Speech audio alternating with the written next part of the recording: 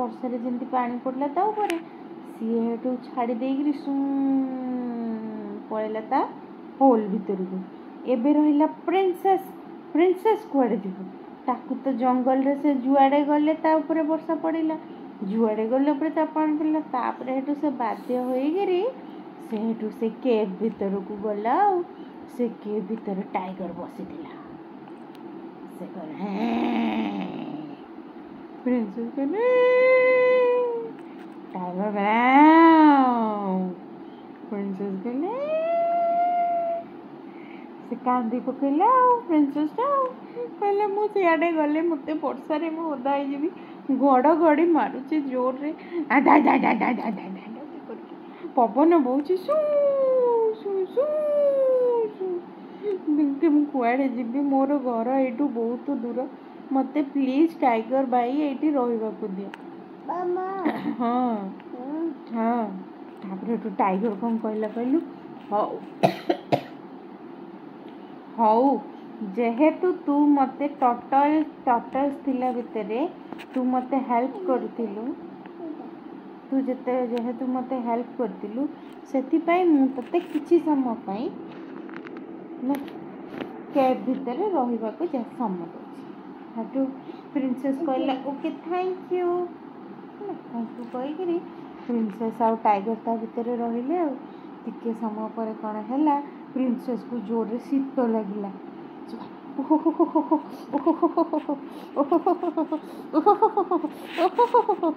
ଏମିତି ଶୀତ ଲାଗିଲା। ଆଉ ତାକୁ ଯେମିତି ଶୀତ ଲାଗିଲା, ଟାଇଗରକୁ କହିଲେ ଟାଇଗର ମୋତେ ବହୁତ ଜୋରରେ ଶୀତ ଲାଗୁଛି, ମୁଁ କ'ଣ କରିବି? ଟାଇଗର କହିଲା ଗୋଟେ କାମ କର, ଆଉ ନିଆଁ ଜଳେଇ ଦେ। ସେ କହିଲା ନିଆଁ ଜଳେଇବା ପାଇଁ, ଫାୟାର ଜଳେଇବା ପାଇଁ ମୋ ପାଖରେ ତ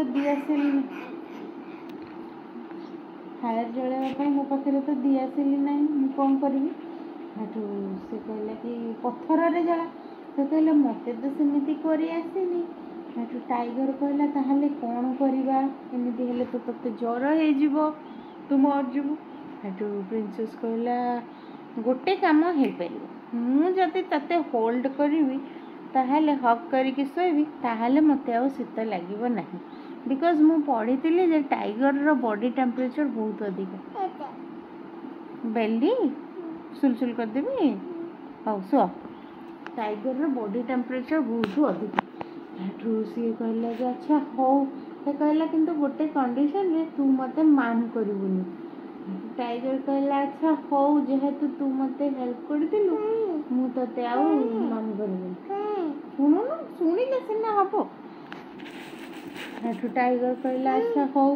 ସେଠୁ ପ୍ରିନ୍ସେସ୍ କ'ଣ କଲା, ଟାଇଗରକୁ ଏମିତି ଗଲା ଧୀରେ ଧୀରେ ଧୀରେ ଧୀରେ ଧୀରେ ଧୀରେ ଧୀରେ ଧୀରେ ଧୀରେ ଧୀରେ ଧୀରେ ଏମିତି କରିକି ଧରି ପକେଇଲା। ଆଉ ଧରିକିରି ଟାଇଗରକୁ ପୁରା ତା ପେଟ ଶୀତ ଲାଗିଲା। ଆଉ ତାକୁ ଯେମିତି ଶୀତ ଲାଗିଲା, ଟାଇଗରକୁ କହିଲେ ଟାଇଗର ମୋତେ ବହୁତ ଜୋରରେ ଶୀତ ଲାଗୁଛି, ମୁଁ କ'ଣ କରିବି?